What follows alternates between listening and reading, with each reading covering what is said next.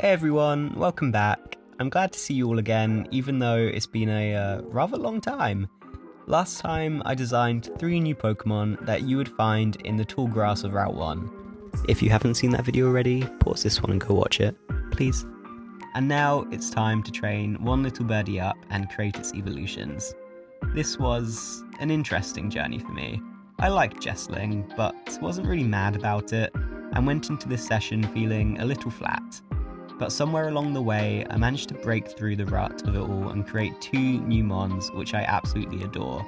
But before we start, did you know that the majority of my viewers aren't subscribed? If you're here watching, and if you enjoy my content and want to see more weird and wonderful mons, please consider hitting that subscribe button.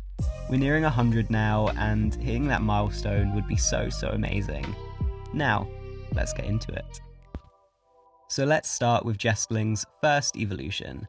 As with all my fake mons, first came the research stage. Obviously, we're going to continue to base this line on the Blue Jay, but I wanted to delve further into the folklore surrounding this bird and add more depth and inspiration to it. I always find that research can greatly enrich creature design. Drawing inspirations from the real world and folklore can help ground the design and give it a sense of believability.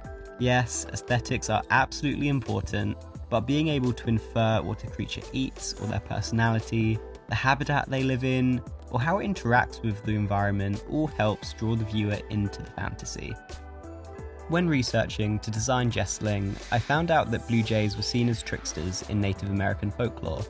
That put me in the general direction for where I wanted to go with this design, but I wanted more.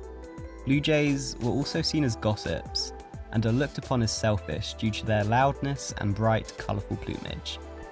For this design, I specifically wanted to focus on developing the trickster aspect of this folklore, try to make this mon seem sharp-minded and build upon the dex entry I wrote for Jestling. This mon, Juvastata, will be a pickpocket, sly and cunning, and start developing a taste for jewels. This will be important for the final evolution, where I will develop this taste further and show their more prideful and arrogant side.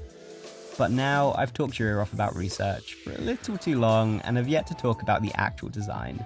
So, onto that. As always, I made sure to find a few good references before I started.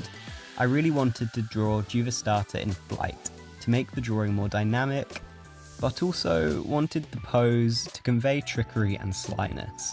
So I ended up with a pose where they look like they're concealing something with its wing, looking awfully shady with a little bit of side-eye. One thing I've been struggling with the last few designs is translating real-life animal anatomy into the Pokemon art style. The Pokemon art style is so much more stylized and nuanced than just a regular cartoon drawing, so it took me a while to find the correct shapes. Shapes should look smooth and streamlined and be minimal but effective. I've noticed that in all the best Pokemon designs, determined by my subjective opinion, please don't come for me if all my faves are a bit questionable, that each line is purposeful, there's no unnecessary lines, no unnecessary angles, and the design conveys who the Pokemon is and its personality without you being told. Turns out, that's difficult to do, but I tried. I simplified the mask shape, rounding it out as much as possible to accent the shape of its face. I streamlined the body as much as possible and connected the mask to what I hope reads as a black cape. I thought the cape would be a good way to further drive home the themes of deception, and whilst I think it's fairly subtle, I really like it. I think it's good. I kept the colour palette the same as inJestling's design, but I took a lot more care with the colouring. I tried to use overlays to shade Jestling originally, but looking back, the shading is a little flat, so I'm back to doing the shading by hand. I also used a watercolour brush over the base coat for added texture, which I'm definitely going to continue from here on out. I think it adds just a nice little grain, which you see in the Ken Sugimori art. I was careful to be purposeful when placing the shadows and highlights. I feel like I have a tendency to go overboard, so I wanted to rein it in. And I think the result is a very convincing fake mon.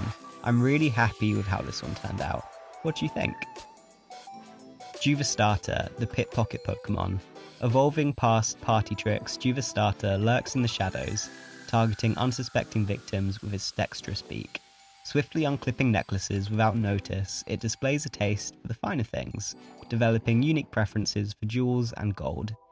Each Juva starter becomes an expert in pilfering, showcasing individualized tastes in stolen jewelry as it refines its thieving skills.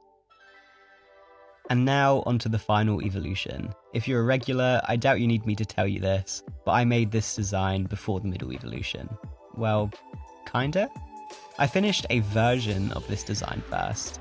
I was in a bit of a rush to get this design done, which is kind of funny in hindsight considering it's been well over a month. And I wasn't particularly motivated by this evolution line anyway, so I just kind of tried to brute force it. I like Jestling, don't get me wrong, but I just didn't have the same sense of drive or passion that I had for my starters. And Spookoon, I would do anything for Spookoon. And as a result of all these factors, I wasn't happy with how it turned out. I initially resigned to the fact that it was fine, it was good enough, but ultimately I didn't feel happy putting that art out there, as I don't think it's a good representation of me. But I'm getting a bit ahead of myself. Before we talk about what went wrong with that design, let's talk about the good, because I did keep a majority of it in its final design. So as we know, this line has a taste for the finer things in life, stealing jewels and gold, and I wanted to marry that with the folklore about blue jays being prideful and arrogant. So I have decided that this mon, Cyanaruk, likes to adorn itself with what it steals, boasting its spoils for all to see. Initially, I went with some emerald green jewels and a necklace of red rubies, but in the final design, I scrapped the necklace. It was clunky, and because the pose was mainly wing, the space on its body was limited, and the tiny jewels just looked bad when I tried to render them properly. I gave it a mask, and then I realised that I did the exact same thing with Sealer Chimera's evolution. If I had a nickel for every time I've given a black mask to the evolution of the maskless blue Pokemon, I'd have 2 nickels now, which isn't a lot, but it's weird that it happened twice. The nickels would also be completely useless, because I'm a Brit. Anyways, the pattern on the Blue Jays kind of looked like an outlined checkerboard, so that's what I did with the wings. I liked this a lot, so that was definitely staying in the final design. I just needed to refine it a little bit. And then we get to the feet. I'm just going to come out and say it, I hate rendering feet. Those of you sickos who enjoy it, fine, you're better artists than me, but it genuinely makes me feverish. I have to hold myself back from giving every mon Spookoon feet. So now that my secret's out in the open, you can watch me struggle not just once, but twice, as I had to start over and redo the toesies. So why didn't I like the first design? I hated the body shape. There were too many unnecessary angles, the shoulder anatomy looked weird, like it could be dislocated, the legs looked tacked on, and I hated that the change in body colour wasn't outlined. I also thought the face looked weird and the mask looked off. Additionally, the normal brush I used for my outlining just looked bad here, so I had to switch it up. Okay, now that's all out the way, I hope you can appreciate the new design. It took a lot of care and attention with the shading and texturing, and I think I really nailed the emeralds. I think the change from ruby necklace to emerald pendant makes the design look sleeker, and I'm a lot happier with the mask. It felt really good, going from feeling very meh about this evolution line to being really happy with it. I'm very proud that I managed to push through the rut, push through the wall, and end up with a final product that I'm very proud of. Cyanaruk, the Marauder Pokemon. Part of a thieving band, Cyanaruk and its companions are notorious for organised raids in affluent areas.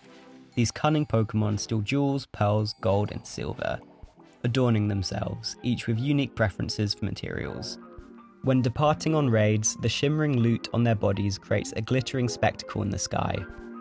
A menace to the rich and powerful, Cyanaruk's cunning and preference for shiny treasures make them a notorious figure in the Levitus region. And that's another evolutionary line finished. Let me know down below what you guys think. I'm so proud of what I've created here.